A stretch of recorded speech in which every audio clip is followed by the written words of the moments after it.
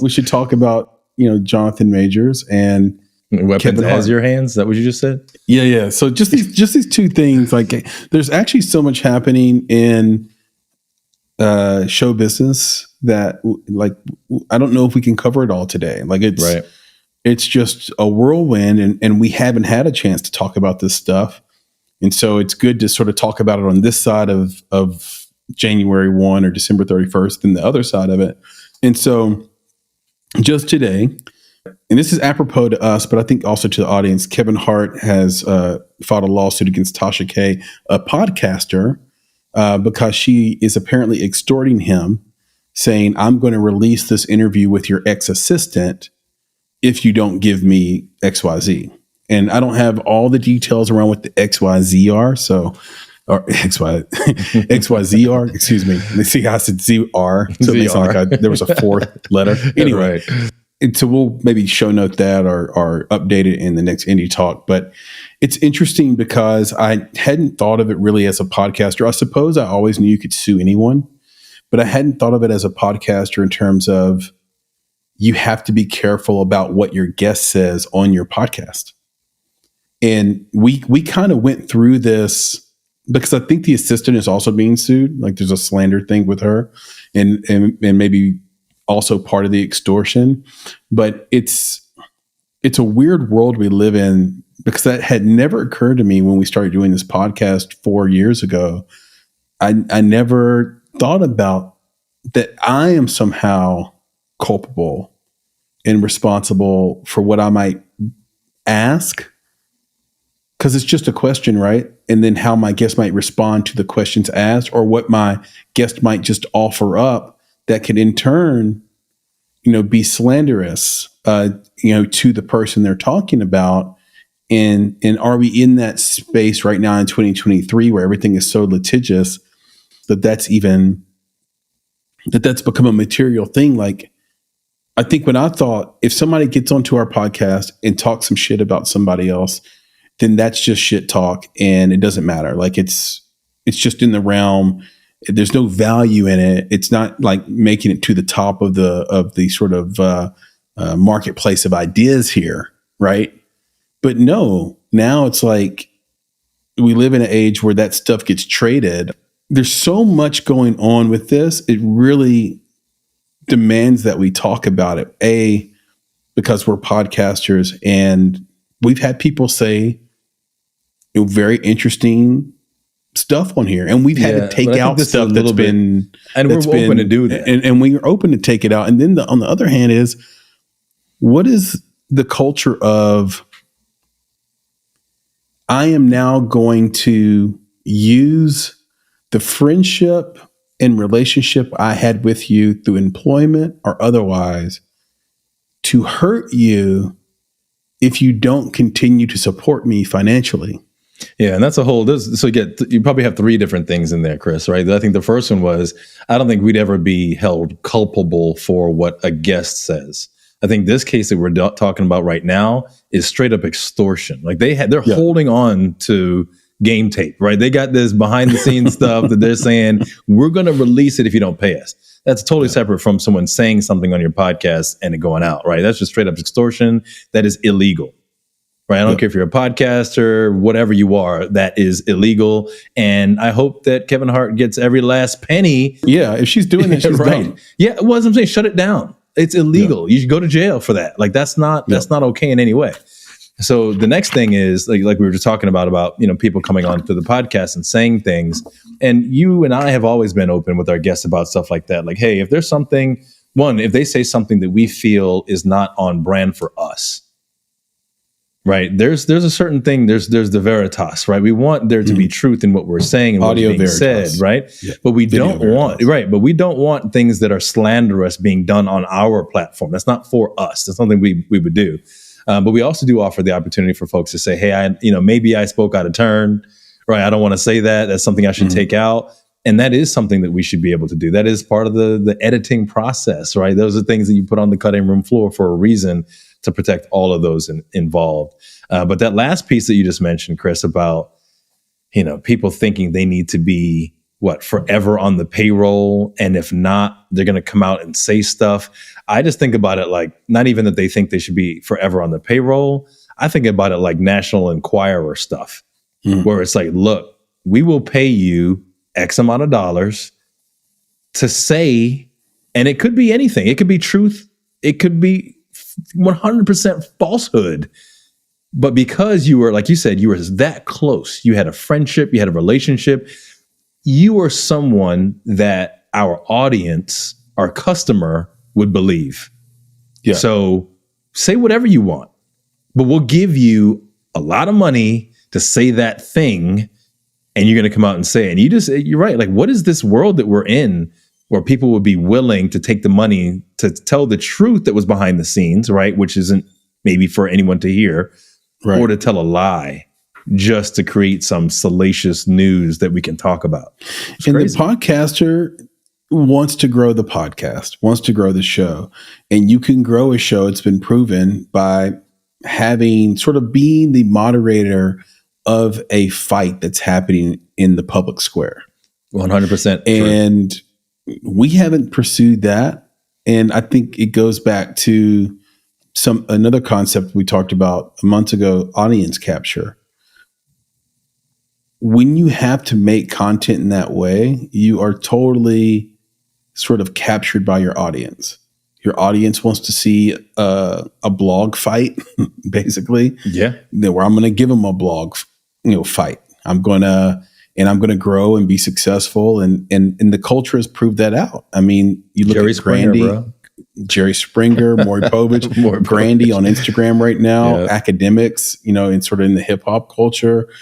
They thrive off, I would say, the worst part of the culture, and then sprinkle in the stuff that they like, that they think is dope. And then what happens there is they get this sort of twisted credibility. It's like, if it's really good, they'll mention it, right? Because they don't mention good stuff all the time. That sort of thing. Joe Budden's and another one where I actually respect the fact that he can rhyme, but so that there is this sort of podcast culture taking place that is encouraging these people to really dishonor themselves and turn themselves into a caricature.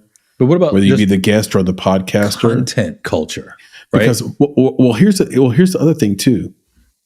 How crazy and ironic is it that if you were witness to a crime, let's say, or were witness to some dishonesty or manipulation, the fact that you were complicit with it while at on the time payroll, right, may have helped facilitate it. And then when you are let go or it doesn't work out anymore, now you get to play the saint. Yeah, facilitated or potentially benefit from it. Yeah. So you're spot on. And I think we're seeing this in a lot of different places, I guess, throughout the celebrity zeitgeist. A lot of this is coming on the heels of Me Too.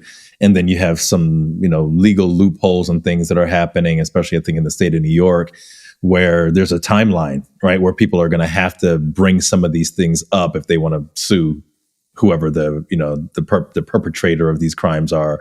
But I think we're seeing a lot of that. It's just a weird time, I think. And there's two sides of that coin, just like there's two sides of every coin, right? Where it's crazy to watch all of this drama that's happening and all the stuff that comes from behind the scenes. But then the other side of the coin is your up-ins have come. Yep. Right? There's that conversation, which is, yes, that stuff was allowed to be behind the scenes before, but it is a new zeitgeist now and things are changing. So now we're seeing a lot more of these things happening where people like you mentioned, Jonathan Majors and other folks in the public eye having to go through, go to court, go through these things. You look at Jonathan Majors and you say, okay, well, first of all, how did the media handle it? Well, the media handled it in a way that I think helped perpetuate him getting dropped from the Marvel universe and from Disney. Their headline said convicted, when the reality is for the things that we would be grossed out by, the things that we might, disagree with him on and say, hey, that was too much, that was too far, whatever. things that general society wouldn't approve of. He wasn't found guilty of those things. Right. He was It's acquitted. important to know that he had 2 misdemeanors, and that stemmed from hurting the girl's finger while running away from her. And I know a lot of different podcasts have touched on this, so we won't hang on it for a long time. But people need to understand how small misdemeanor assault is. It falls as sort of on the level or lower than a fist fight at a bar. A minor fist fight. Is it the kind of thing you get punished for? Yes, that's why it has a title. Is it the kind of thing you're supposed to lose your career over, or your job, potentially your career? No, it is not. Yeah. So let's it does not raise to that level. Yeah, let's dig into that. So Marvel, right? Yeah. Marvel's Disney. So do you think this is just another one of these cases of, as you know, I've spoken on this before, about basically what I think everyone's calling, and I don't want to say everyone, I'll just say a lot of people are calling the woke agenda, right? And I'm not talking about the woke agenda in general. I'm talking about the woke Disney agenda.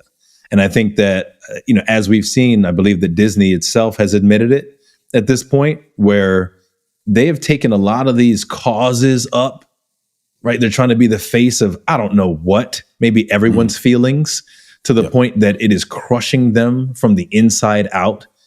You were just watching their films and watching their films flounder. Yeah, you do that one right there. That was a Little Mermaid reference. And you nailed it. Congratulations! Thank you very much. I appreciate that. Thank you. But watching that happen, and like watching the Marvel universe fall apart. Now Jonathan Majors is out of the Marvel universe. These Disney movies, like what's this latest one? Wish. What is even happening? Who's seeing this movie? Not just Wish. This could just be me. I was annoyed by it a little bit, and it's not that it doesn't exist; it's that it doesn't fit. Those tests where like pick which one does not belong. Yeah, right. One of these things does not. They have a new other. Inside Out coming out. And the new character is anxiety. Yep. Well, anxiety doesn't fit anger, sadness. It doesn't. They're not the same, and they're trying to make it. They're trying to rewrite the definition of what anxiety is, so that it's normalized. And I don't want my kids necessarily to see that they should have anxiety. And it's just part of who they are. Exactly. But that's the thing, though. Why anxiety? Because if you look at the news, man, like everyone has anxiety now, especially post-COVID, right? There you go. That's it. You're just trying to double down on the zeitgeist of today. And I think it goes really far. And here's the thing. That movie might end up being good. Which one? Wish or Inside Out? No, Inside Out too. It might actually end up being good. I think it's one of those things where, like you said, when you're a cerebral person, right? When you're a thinking person, one of those things doesn't fit the other. But in Disney's mind, it may not matter. Their whole point might be to just talk about anxiety, and this is how they're going to do it, right? So it might actually speak to some people. My concern is that in the storytelling, they're going to fail if they continue on the same path that folks are on right now, which is don't worry about the story, worry more about how we can connect with people with anxiety. Yeah. That's the part that's troubling. And I think I'm going to say this. I think it's definitely a Disney Marvel problem. I don't know if Star Wars has fallen into that bucket. I think they've been able to avoid it.